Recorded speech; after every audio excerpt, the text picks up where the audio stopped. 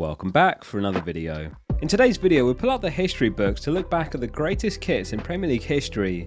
So much rich history, iconic players and Premier League legends to wear these kits. I recently launched fplfocal.com, which inspired the video idea. It's a very simple site where you can create your own custom FPL kit completely free from any season. Some of these kits actually predate the existence of Fantasy Premier League, which was launched in 2002. However, the Premier League have created all the kits in FPL style to make today's video possible. If you enjoyed the original content, hit subscribe for more to come and like the video. Let's jump in and starting off with Arsenal's 2005-06 kit. As a Premier League mainstay, Arsenal have had some bangers over the years. For the 05-06 season, the club paid tribute to its iconic stadium Highbury, which they were due to leave at the end of the season. The usual red and white gone for the finale, with the red currant covering the shirt and socks instead. The design was a tribute to the first kit ever worn at Highbury back in 1920. Giving the ground the perfect send-off as Henry broke the 30-goal barrier and the special edition kit became an instant classic. Next up is the Chelsea 97-98 kit. The 97-98 season was a sensational one for Chelsea. The season started with manager Ruud Gullit fresh off the back of an FA Cup win, and by early 1998 Chelsea was sat second in the league. Later that season, Gullit was abruptly sacked after an argument with Ken Bates, with Gianluca Vialli achieving instant success as his player-manager's successor. Throughout all the highs and lows, it's one of Chelsea's best loved kits, the white collar, yellow trim, and for the first time ever, the classic auto glass sponsorship, which was the mainstay of the 90s and early noughties. Next up is West Ham's 99-2000 kit, arguably West Ham's most iconic ever kit. This strip absolutely stunk of West Ham legend Paolo Di Canio. It was the kit the Italian wore when he scored one of the Premier League's best ever goals against Wimbledon in 2000. A long pass to him at a tight angle in the box, which he scissor kicks on the volley straight into the back of the net. The kit epitomised everything great about the East Londoners. Fila produced, the collar, the sponsor, and the white shorts, plus the sky blue tip on the sock. It was all just pure quality, football heritage. Next up is Swansea's 12-13 kit, arguably the nicest they've ever produced, the gold and white perfectly complementing one another. But it wasn't just the kit, it was the Michu season. Everyone's favourite player that campaign. Michu took the English top flight by storm. The Spaniard arrived in Wales as a virtually unknown player, and he was priced at 6.5 mil in FPL. Very few picked him up from the beginning, but he exploded onto the scene with 4 goals and 2 assists in his opening 3 games. He went on to score 18 times and picked up 3 assists in 35 appearances for a 190-point season. He even earned himself an international cap for Spain that season. Michu says he has the fondest memories from that year. In an interview he said, in a footballing sense, it was the best year he ever had. The same season, Swansea went on to lift the League Cup thanks to Michu's contributions. Everyone loves an underdog story, and this was the kit they wore lifting the trophy. Next up is Leicester's 2000-2001 kit. The collar, and most importantly the massive Walker's Crisps logo. The 2000-01 season was Leicester's last season sporting the name of its most famous export, a relationship that had dated back to 1987. For its last hurrah, the Walker's logo was allowed to shine alongside an otherwise understated design.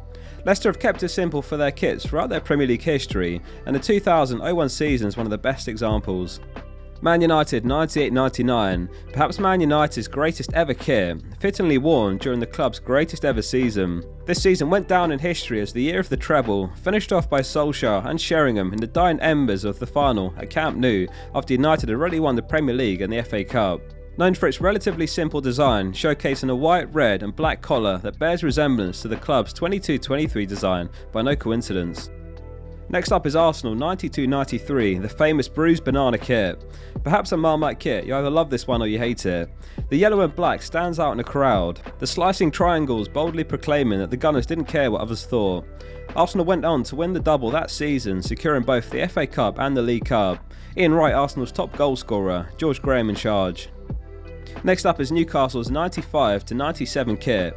In a poll ran by Football Attic for the 50 greatest ever football kits, this one ranks number 1 among Premier League teams. It's not uncommon to associate certain football shirts with a winning period in the team's history. This shirt came out of nowhere, and it was worn by, at the time, the world's most expensive player, Alan Shearer, in 1996. Signed for £15 million, laughable in today's transfer market but a world record at the time. The Newcastle Brownell logo splattered across the front fit perfectly as a touch of gold. 95% of fans would agree that this one's the club's best ever shirt. Unbelievable stuff. Next up is Arsenal's 22-23 away kit. The black and gold combo works ridiculously well. On the day of launch, it broke all sales records, reportedly raking in over £1 million on the first day. The kit made by Adidas instantly enchanted the Arsenal fans, the metallic gold outshining any kit out there, clean, simple and iconic. Next up is Man United's 08-09 kit, Ronaldo's final season with Man United before departing for Real Madrid and breaking records. A clean kit, rich in red and not overly done. Collarless but classy. The Nike tick and AIG sponsor, the only splash of white. Man United went on to win the Premier League, League Cup, Community Shield and Club World Cup sporting the kit. Next up is Liverpool, the very same season. A homage to the club's late 80s away kits. Liverpool dispelled Sir Alex Ferguson's claims that the players would not be able to pick out a teammate in grey shirts. No trying too hard here and a colour scheme that just works. A squad packed with legends, Hippier, Agger, Keane, Gerrard, Alonso, Cal, Skirtle and of course Fernando Torres. Arsenal's famous 2003-04 kit deserves a mention. The O2 sponsor, Nike produced the Invincible season. A sublime design from the early noughties.